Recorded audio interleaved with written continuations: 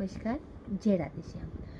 अगर पति के लिए कोई पत्नी अपनी आंखों में पट्टी ही बांध ले और वो ये बोले कि वो ये प्रण करती है कि अगर उसका पति अंधा है तो वो भी पूरी उम्र नहीं देखेगी, ये आजकल के दुनिया में तो हम सोच भी नहीं सकते कि ऐसा हो सकता है।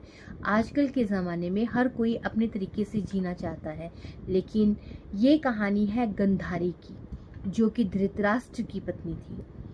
अब राजा धृतराष्ट्र जो जन्म से ही अंधे थे, उनका विवाह जब गंधारी जी से हुआ तो उन्हें जब पता लगा कि उनका विवाह एक अंधे राजा से हुआ है तो पहले तो वो बहुत विचलित हुई, बहुत दुखी हुई, क्योंकि उन्हें नहीं पता था कि धृतराष्ट्र जन्म से ही अंधे हैं। लेकिन फिर उन्होंने ऐसा किया कि उन्होंने अपनी आंखों में पट्टी बांध ली और उन्होंने ये प्रण किया कि वो आजीवन अपनी आंखों से पट्टी नहीं उतारेंगी, वो भी अंधे ही का ही जीवन व्यतीत करेंगी। जब उन्होंने ये प्रण लिया तो उन्होंने उस प्रण को पूरा भी किया पूरी उम्र। इस बात को लेकर भगवान शिव ने गंधारी को ये वरदान दिया था और कहा जाता है कि जब भगवान शिव ने गंधारी को वरदान दिया तो उन्होंने ये कहा कि अगर उन्हें कभी ज़रूरत पड़ी और वो अपनी आंखों की पट्टी खोलकर किसी को देखना चाहती हैं तो वो जो उसका शरीर है वो एक मतलब लोहे के समान ताकतवर बन जाएगा और वो अमर रहेगा इंसान जिसको वो देखेंगी। अब क्योंकि जो इंसान पूरी उम्र अपनी आंखें होते हुए भी पट्टी बांध लेगा, उस इंसान की आंखों में कितना तेज होगा, ये गंधारी पर बिल्कुल लागू होता है। अब उनको जब ये शिवजी से वरदान मिला था तो उन्होंने कहा था कि जब वो चाहेंगी तभी ऐसा वो करेंगी, अन्यथा वो अपनी आंखों का किसी पर प्रयोग नहीं करेंगी। अब जब महाभारत का युद्ध चल रहा था और जब गंधारी को लगा कि एक एक करके उसके पुत्र मारे जा रहे हैं तो वो बहुत दुखी थी, और होता भी है, जिस माँ के 100 पुत्र हों और 100 पुत्र एक एक करके युद्ध में मारे जा रहे हों तो वो माँ क्या सहन कर रही होगी। गलती उसके बेटों की थी, वो मैं मानती हूँ, लेकिन थे तो वह गंधारी के पुत्र ही ना।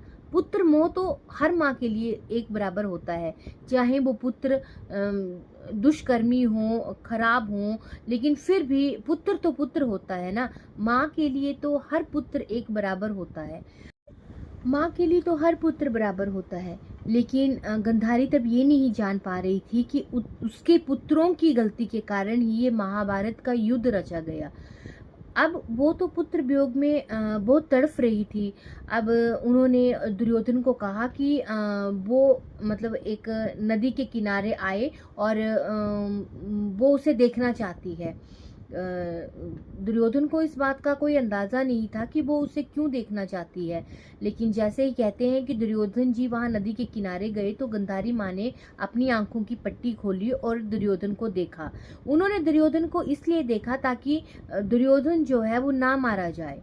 लेकिन कहते हैं कि जब दुर्योधन अपनी माँ से मिलने गए और उन्होंने कहा कि वो उसे देखना चाहते हैं तो वो उनको शर्म महसूस हुई कि वो माँ के सामने नग्न अवस्था में कैसे जा सकते हैं। तो उन्होंने कहा कि केले के पत्ते अपने नीचे बांध लिए थे, नीचे अपने केले का पत्ता बांध लिया था और माँ गंधारी जो है वो उनके नीचे का भाग नहीं देख पाई थी, जिस कारण जो है वो वही जो है वो दुर्योधन के मरने का कारण बना था।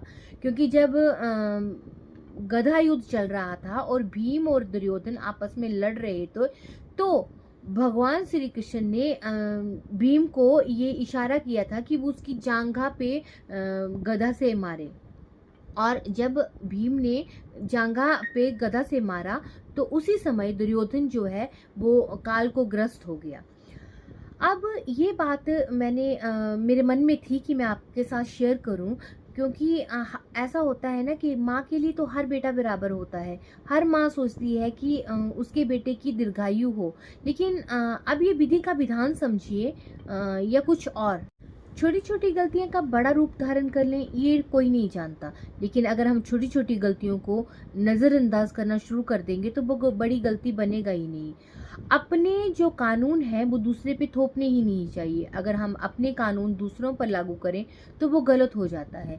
ज़्यादा मैं कुछ तो नहीं कहूँगी, ये छोटी सी कहानी बताने का मेरा ये तात्पर्य नहीं था कि मैं किसी को ज्ञान दे सकती हूँ।